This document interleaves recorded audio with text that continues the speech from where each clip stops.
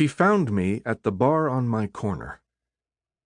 The oldest bar in Brooklyn, according to her dog-eared guidebook. It wasn't exactly what she had expected. She adored the stained glass windows and all the old mahogany, like the choir of a cathedral, she said. But she was disappointed they didn't serve cocktails. "At least you came along," she laughed, once we were a few rounds in and had gotten friendly with each other. She touched my arm, letting her fingertips linger in the crook of my elbow, blushing at her own boldness. I can still see myself there, seeing her for the first time. I had stopped in for a nightcap after an arduous day at the office, and at first I was convinced I had made a mistake. On Thursdays, the bar was always a madhouse, and on that night it was so crowded, so chaotic, that I almost turned around and walked out. Then I saw her. She was perched by herself at the bend of the broad wooden bar, her dark head bent over her book as bodies blundered around her, careless voices flaring like firelight against the walls.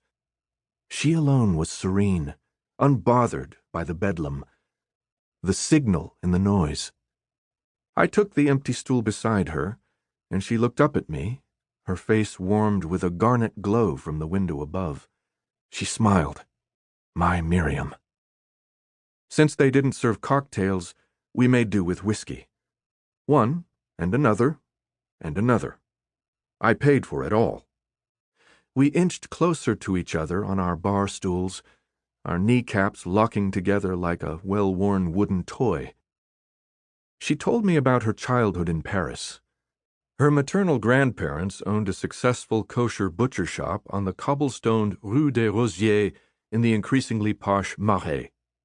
As a child, she'd spent long afternoons and Sundays helping out around the store, learning the cycles of soaking and salting to draw the blood from the meat.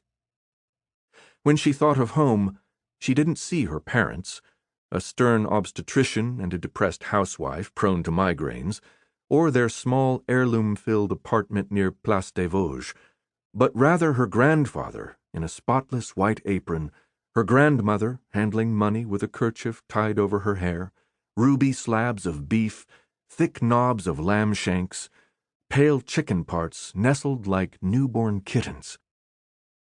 Desperate to get away from home, she had gone to the University of Provence, several hours south of where she grew up.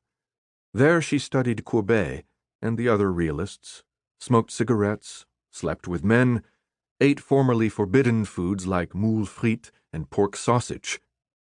She worked as a waitress, a barback, a nanny, but only when she needed more cash than her monthly allowance could provide. At 25, she gained access to her trust fund and could begin to travel. Weekends in Barcelona and London, a month in Rome, always on her own. This was her first trip to the States, though she'd been to Montreal once before. She was in New York for a little more than a week, but she wished she could stay longer. "But why alone?" I asked. "Why not with friends? Aren't you lonely?" "Why should I need anyone else? They would just hold me back." I told her my own story, a version of it, anyway.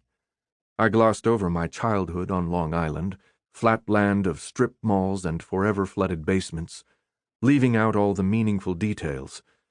I spoke of my scholarship to Amherst, my move to the city, my ascent from creative intern to junior art director.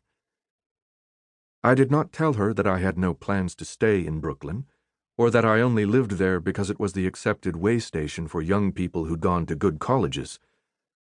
Brooklyn was just a stop before settling down. And of course, I did not tell her why I wanted to settle down so desperately, or why I ached to assume the status of husband and father. That would have required me to explain my own upbringing, and those hurts were far too ugly for a first encounter.